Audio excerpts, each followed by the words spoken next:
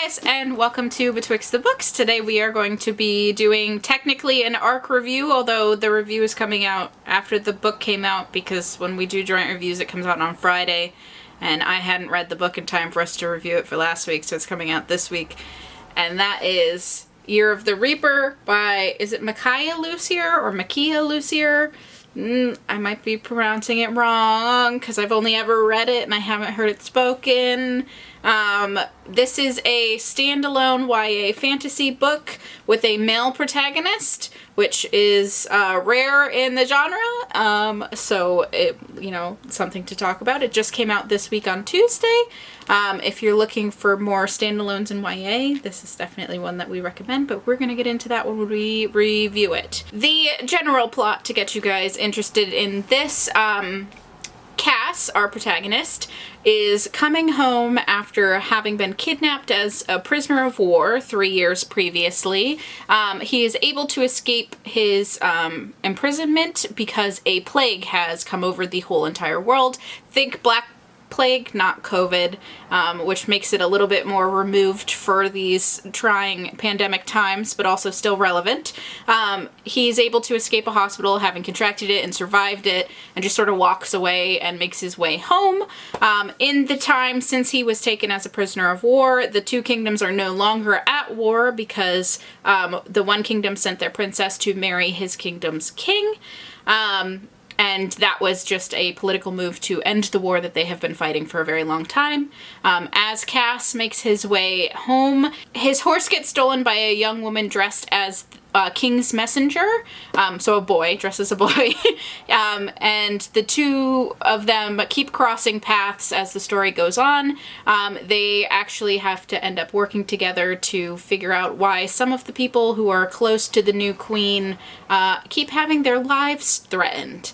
And so there's that little bit of mystery, a little bit of politics, and it's YA, so there's a little bit of romance in there as well.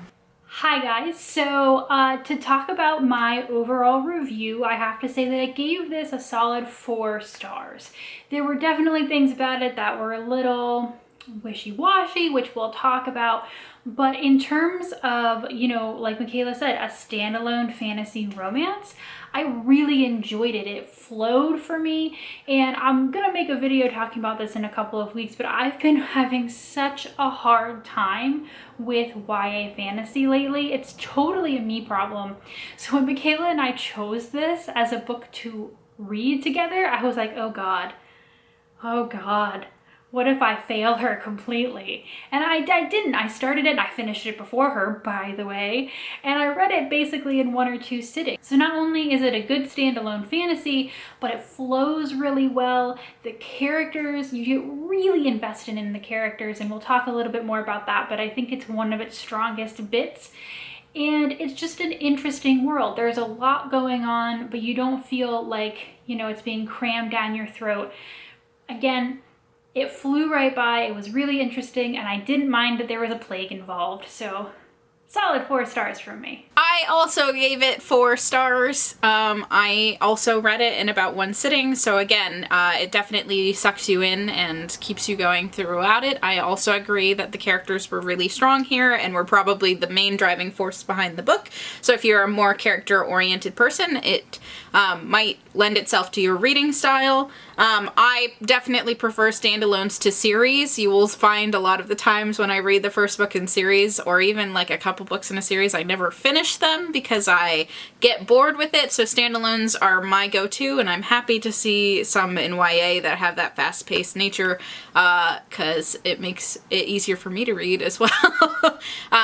Yeah, 4 stars. I would recommend it for sure. Also, I think it might be good for some adult fantasy readers if that's your preference, because again, I mostly read adult fantasy. I don't read YA fantasy as much on my own. And I think that this was a good one in general. It's one of those ones that I feel like if the author wasn't a woman and there wasn't as much romance in it, it probably would have gotten shelved in adult fantasy. But that's a whole discussion that we could have about how female fantasy writers seem to get shoehorned into YA instead of adult fantasy, because I think our protagonist in this is 18. But there you go. So skipping back to something Michaela said about preferring standalones to series, that is not my jam. I often find that standalones are not done well. It's really, really hard, especially in fantasy, to create a brand new world, explain that world to readers, make it interesting, make it complex, introduce your characters. And again, fantasies often have more characters than, potentially like a contemporary romance or something. And sometimes they have rank or magical powers. And so a standalone romance is, two people, they fall in love and maybe there's some family stuff, blah, blah. But this is a standalone fantasy romance. So not only do you have to be invested in the main pairing, you have to understand their world, understand the politics, avoid the plague, save your horse, don't get bitten by the rabid lynx. There's a lot of things happening here. And so I went in, I think, predisposed to say that I wouldn't like it, and that there would be, maybe too much going on or not enough going on, or, should have been a series when it was one book. This is really well done, to the point where Michaela and I both agreed we could read another story set in this world and would be interested to do so, but we don't need to. The story, despite the geopolitical, the, generational, the family, the friends, all of that is really contained in this. And I can't explain enough to you just how much that fact alone was just totally marvelous to me, and honestly probably really contributed to the 4-star rating. There are some issues with pacing, which I'll talk about a little bit later, but again, I was ready to not like it. I don't like standalones, but this was just really well done, and it's really, really just heartening to see someone in YA fantasy writing really, really good standalones, and I hope she does more because it's exciting. I wanted to talk a bit about the characters here, which is one of my favorite parts of this book, and really stood out to me. It is rare that I like every single character in a book. Not like the bad guys. Like, honestly, there's people that you don't like. But for, like, all of the main cast, for me to really feel like they're interesting, well-rounded people with their own lives and their own ambitions and their own things that they're dealing with. And I feel like all of these characters had enough to make them individuals. There was enough information that you felt like they were living lives outside of the story that you were being told. Like, there was things happening to them in the off camera, so to speak. And like, honestly, that's the heart and soul of this book is are these characters. You are invested in them. You are invested in them surviving and figuring out what's going on. You're invested in them healing from the traumas that they've had. And that's what keeps you reading, I think, is honestly caring about all of these characters and what happens to them, and whether or not it ends well for them. So, yeah, the characters here are phenomenal. They're definitely well developed, and it felt real, like there was a real world and real stuff going on, and not just stereotypes walking around, stereotypical fantasy characters walking around to enable the plot. Gretchen kind of talked about how this is a fantasy romance, and it definitely is one that is more romance heavy. It's a YA book, which always has to have romance, it feels like, but it's definitely romance heavy, and the romance here was very sweet. These characters, they aren't gonna have sex in this book. They may kiss once, but like it's an actual romance where, like, they're flirting, they're talking with each other, they're getting to know each other, they're helping each other through difficult things, and trying to be the best that they can for each other. And honestly, that's what you're here for. You're here to see how they get together, whether they realize those feelings for each other, or even if they were just to stay friends, that flirted a little bit, that would probably be fine by me as well. So before we move on to things that for us made it less than a 5-star book, I do want to say that even though Makiia just said the characters were her favorite bit, I also want to say that they were mine. And again, if y'all have been here for a bit, you know that I love plot. I love my plot to explode. I love things to blow up. I love the fight and the this and the that. And I think for me, this book, like, I stopped. There is like an intrigue plot line in this book, and I was like, that's fine. People are dying. That's cool. Can we get back to the other characters, please? And so for me to say that, I mean, I think that's just a mark of how invested you get in the character relationships. But I will say that there's some tension between the really strong character development going on, the intrigue, mystery plotline, and the pacing, which I brought up before.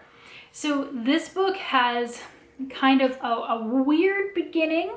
There is a prologue that includes characters that don't come back for some time and kind of fronts characters that are important to the story, but they're not your main characters. So you get through that and you're like, okay, these are some of our main characters. And then the story actually starts with Cass and you're like, those are not any of our main characters. Okie doke. And then there's kind of like a really, for a standalone, kind of like an extended middle where, yes, there is this intrigue plot going on. Some people are being assassinated and we don't know why. But like, while they're figuring that out, like the character relationships are more important. And then in the last like smidgen of the book, so Michaela, who read the physical copy, is telling me that my smidgen is in fact literally like the last 20 pages of the book. This plot line is like resolved and everything is just like boop, and you're like, what? But the thing is, and we're not going to spoil anything, the thing is that even for me, as someone who I think normally that really would have bothered, I was like, that's cool. We can just get rid of the villain. Like, I need the characters to do their thing. Like, I don't care about this. And so it feels like what is supposed to be the driving force of the plot actually turns out to be like a subplot you don't care about as much, and then just resolves itself in a snap. So that was a little bit weird. It wasn't great. And for me, definitely is part of why this isn't a 5-star book. But at the end of the day, because I was so invested in the characters, didn't bother me. But if you're a plot-focused reader, it definitely will. In regards to that intrigue plot, we also wanted to mention that we both were kind of meh about the plot twist, which is like why that intrigue plot is happening, the plot twist that shows up. I mentioned that I was not shocked by the plot twist and that I saw it coming. I can't guarantee that a young reader reading this would see it coming necessarily. It was, I think, telegraphed pretty obviously, especially with the prologue. If we didn't have the prologue, maybe not quite as obviously, but especially with the prologue, it was a little bit telegraphed. There's only a couple of reasons why certain things could be happening. And again, because that wasn't what we were caring as much about, that plot wasn't something that was like the thing we were riding on, it didn't bother me to the point of like, 3-star book. But it definitely was something that, like, if this plot twist hadn't been telegraphed quite as obviously, or if it was a different plot twist and not the more obvious choice, maybe it would have been a 5-star book for us as well. So we just wanted to talk and just mention that like it was a little bit telegraphed, a little bit obvious, kind of like, okay, yeah, I saw that coming. But again, it felt more like the B plot because this was more of a romance set in a fantasy setting with fantasy plot kind of happening in the background versus a fantasy book with romance happening in the background. The issues with the plot become less important when the plot isn't the thing that you care about. And when the thing that we did care about, the romance, was really strong, care less about the fact that there were some issues with the plot. So there is something about the ending that for us was a little bit problematic and that we did want to talk about. I'm going to talk in generalities, but it may be a little bit spoilery. So if you want, no spoiler finger necessary. You can just skip to whenever you see Michaela's face again, because I'll be done talking, obviously. So there is that. So in the end, you find out that the villain of this story, she has been experimented on by a crazy doctor. And this is part of the reason why she's doing what she's doing. And I mean, that's the level of torture, like medical torture that is talked about is like, yeah, totally. That would totally warp somebody's brain. You don't need to go further than that. But when our main characters find this crazy doctor's cottage, they see among other organs, a uterus in a glass jar. And Cass thinks, wow, hope that wasn't hers. Well, come to find out that that is hers, and her lack of a uterus is one of the things in, again, that smidgen of time, that 20 pages where the plot ends and you finally really get to interact with this villain for a brief moment in time. Lacking her uterus, not being able to have children, really seems to be where she's just gone off the deep end and said, well, my life has no meaning anymore. Now, her lack of being able to have children, you know, this is a medieval fantasy setting, and part of this character arc was that to have children. And she does say at one point that she wanted to have children for very specific reasons, that she, you know, that was what she saw in her future. So we can moderately understand that. But with it being so egregious, with it being like the thing where this is why this woman went crazy, is because she cannot be a vessel for a man's progeny.